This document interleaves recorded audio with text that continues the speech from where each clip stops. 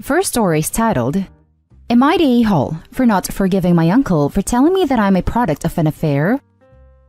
I, 19 male, am a product of an affair. I just learned this story 2018 around Easter. My dad had an affair that resulted in him getting his mistress pregnant and having me. My mom relied on him financially and already had 3 kids, including a newborn by him, so she stayed. My dad started a co-parenting relationship and ended the affair with the other woman. When I was around 2, my biological mother ran off. We think to her home country, but we really don't know. I honestly couldn't care less and don't have any desire to find her. After my biological mom left, my mom was willing to take me into her house and raise me as her own son. I'm sure this must have been hard for her, as I have seen a picture of my bio mother, and I am a dead ringer for her, and even have the masculine version of her name. As I said, I didn't know this, and I only found out because I got into a public fight with my mom at our family's Easter dinner when I was 16. I couldn't tell you what it was about, but I do know the next day I got a call from my mom's brother who let me hear it, about how ungrateful I was being to the women who raised me after my real mom abandoned me. Of course, I was confused and went to my parents who told me everything. This news broke me for so long. I felt like a stranger in my house and like a monster to my mom. My older brothers both knew, but my older sister did not, and our entire extended family knew about me. I shouldn't have learned about it this way. This is why I have never forgiven my uncle for telling me in anger. Apparently, he didn't know that I didn't know, so almost everyone in our family except my siblings think I should forgive him. I saw him again last weekend, and I refused to accept his apology, which led to my cousins and aunt and dad pressuring me to just forgive him. I didn't, and still haven't. Am I the a-hole? Now for the top comments. Not the a-hole. I don't buy this not knowing. It sounds like this adult man was intentionally trying to inflict as much damage as he could on a 16-year-old kid. You're a teenager. Of course you fought with your mom. What teen doesn't? You get over it and move on. You don't call to curse them out and lay life-altering news on them out of anger. You're right. This isn't how you should have found out. Even if the uncle truly believed that he knew, and likely, it is still incredibly damaging to throw that in a kid's face. That's the same as telling an adopted kid that they have to spend every day being grateful that their parents rescued them. His comment was meant to make Opie feel less like a real kid, like he owes his parents for parenting, and that's wrong and undermines their family dynamic. Not the a-hole. Even if he didn't know you didn't know, he still has no good reason to hang that over your head. The uncle is a total a-hole. That was not his news to share with Opie. The purpose of revealing that information did not come from a place scare, but rather maliciousness. The uncle is transferring his frustration with the father to Opie. There are 2 ways to read what your uncle did. 1, he knew you were unaware of your biological parentage and wanted to hurt you by revealing it in anger. 2, he genuinely thought you knew about your birth mother and thought it would hurt to remind you that you should be grateful because you have a mother that loves you despite you not being biologically hers. There is no scenario I can see where your uncle is not a raging a-hole. Not the a-hole. You should have been told in a kinder way by your parents. And I'm so sorry this is how you found out. I hope you are able to talk with your family honestly about how this is affecting you and that they don't push you to sweep this under the rug. If I may give you some advice, there is a huge difference between forgiving and forgetting. So while you may find yourself in the state of mind to forgive your uncle, it doesn't mean you are forgetting his cruelty. You don't need to set yourself in the position to be hurt again by this a-hole. Now for the next story. Am I the a-hole for disowning my biological father and calling him by his name? I was born as a bastard child when my biological parents were both 19 years old. I was told that since they lived in a highly Catholic country, my bio father tried to force my mother to get a termination to avoid getting shamed by the community. But she refused as abortion was illegal, expensive and just dangerous done illegally. Plus, it was against her own values, so she still had me.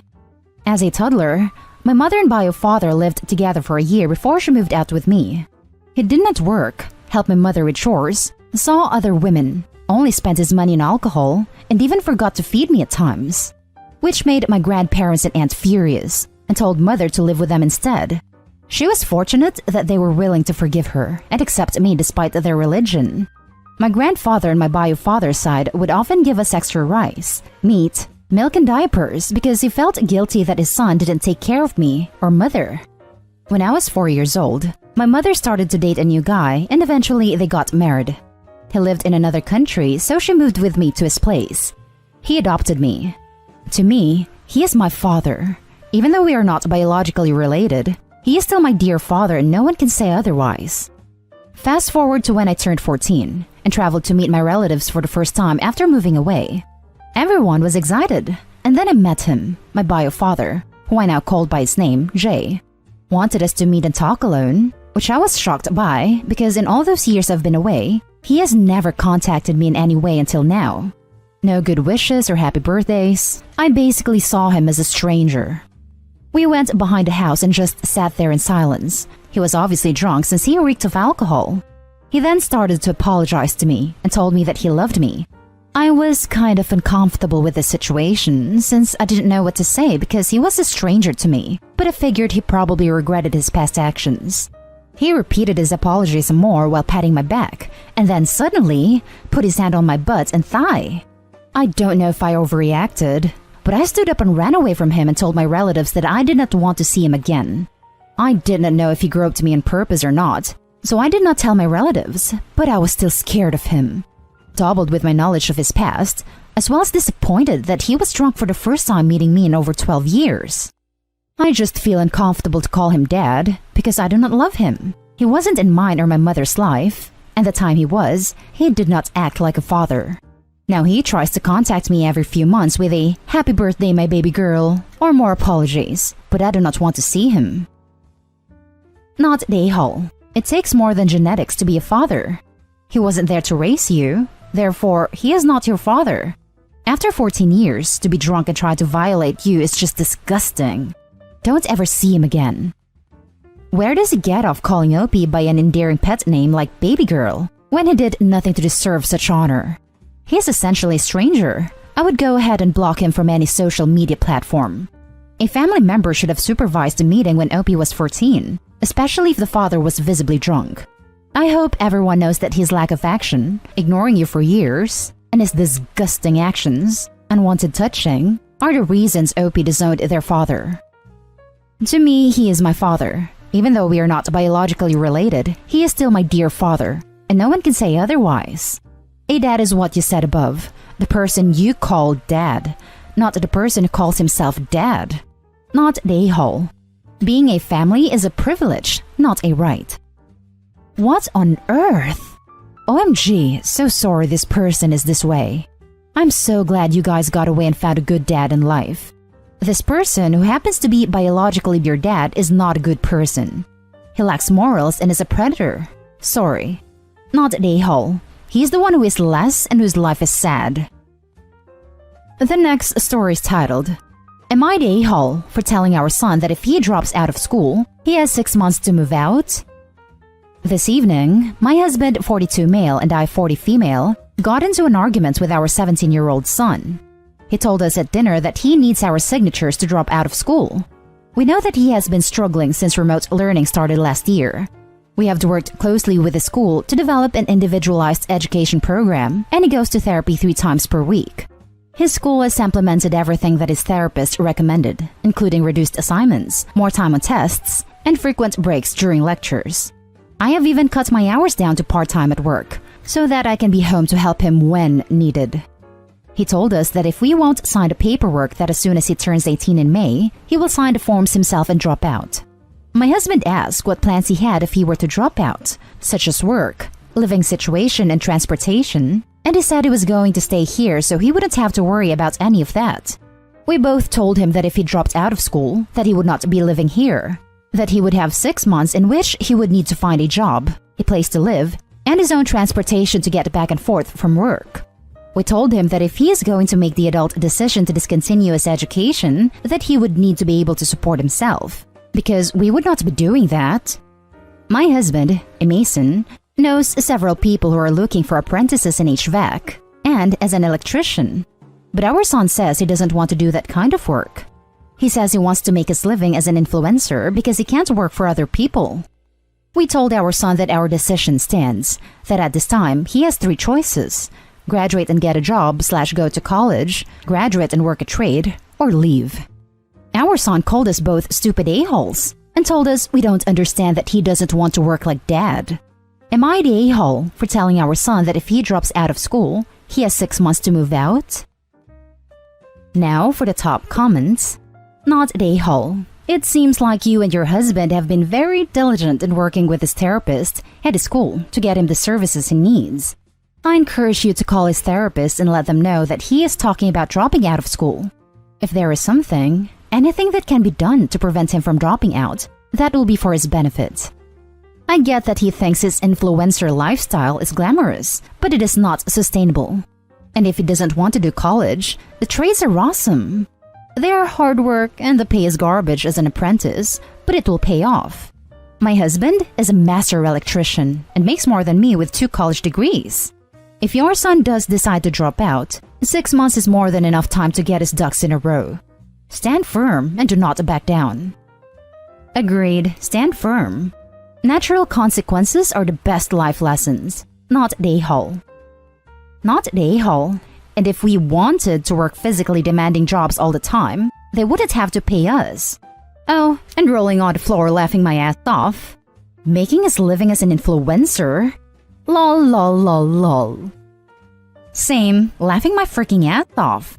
No one is going to be influenced by a 17-year-old high school dropout. Not the a-hole. You are giving him options. This is where he will learn the truth about being an adult. This is an excellent point. OP, you did not just say, stay in school or I'm throwing you out. You listened to his concerns and gave him viable options. I've known a few fairly successful people who did not finish high school, but still made good lives for themselves and raised a happy family. The options you gave are very reasonable. The last story is titled, Am I the a-hole for letting my stepson get evicted and become homeless because I refused to pay for his outstanding back rent? So, I have a stepson, 26 male, with my husband of 7 years. After college, he moved to New York City to work in marketing. He has lived in an apartment with 2 of his partners, paying around $1,200 a month. But starting in June/July, they have stopped paying all rent. They thought they could get away with it because of the eviction moratorium during the pandemic, even though he was still earning an income and one of his partners, lawyer, was a higher earner who could have easily afforded the rent each month. Nonetheless, he told us that they weren't paying rent because he was convinced the government would cancel rent before the end of the year. And surprisingly, their landlord has been going nuts and is now threatening to sue them for back rent and evict them starting next year. It's not looking like any rent will be cancelled, and stepson's high-earning partner also left them suddenly and is now unreachable. So now he is freaking out and wants us to cover the amount they owe in rent, about $6,000. I am fuming. They claim they've spent this money already and have nothing in savings. He's coming to us begging for money because he says he'll be evicted and homeless in the middle of winter otherwise. My husband has a soft spot and wants to loan this money, knowing we'll never get it back realistically. I'm less lenient and have been pushing back. However, stepson has gotten the sense that I'm the resistant one and has blown up at his dad, accusing him of putting his spouse over his children. I am stuck in the middle, and I'm wondering if it's easier to just give in than to keep fighting. Husband and I are both high earners and can afford this rent bailout, but I honestly am just sick of endorsing stepson's wasteful life decisions. Am I the a-hole for not wanting to pay for stepson's back rent, thus letting him get evicted and possibly sued starting next year? Now for the top comments. Not the a-hole. What a horrible, selfish group of individuals. Good for you for holding your ground on this. They deserve every second of stress this causes. Exactly. The 3 wise guys thought they would take advantage of the rent moratorium that was created for those folks that had lost their job or experienced reduced hours and/or wages, not for entitled brats who had the money to pay their rent but decided they wanted a free ride. I would not give him the money, as this might be a great lesson to learn for him. Maybe it might teach him to be thankful of what he has and not what he doesn't. I remember an old saying of my mama's. I cried because I had no shoes until I saw a man with no feet. No, no, no, no, no. Not an a-hole. He had the money for the rent, and he decided to just not pay. What the hell did he imagine would happen? The consequences of not paying rent are not having a home. Bailing him out won't help. It's not like he got into trouble because he couldn't afford it, / lost his job, / had a big emergency thing to pay for, like hospital bills. He just decided not to pay. He is an a-hole. He had the money for the rent, and he decided to just not pay. It's worse than that. You could defend them not paying as just being delusional. But they also didn't pay, and then consumed that money on some kind of celebration of their delusion. Specifically, not paying for something means you should have that money sitting in a bank account. Not the a-hole. He did this to himself. They should have paid the rent since they were all working. It's not up to you or your spouse to fix this. You guys should let him deal with consequences, even if he becomes homeless. And that's the end of this video, folks. As always, leave a comment and hit like and subscribe. And if you want more of this content, turn your notification on to get updated on the latest videos. And I'll catch you with the next one. Stay safe.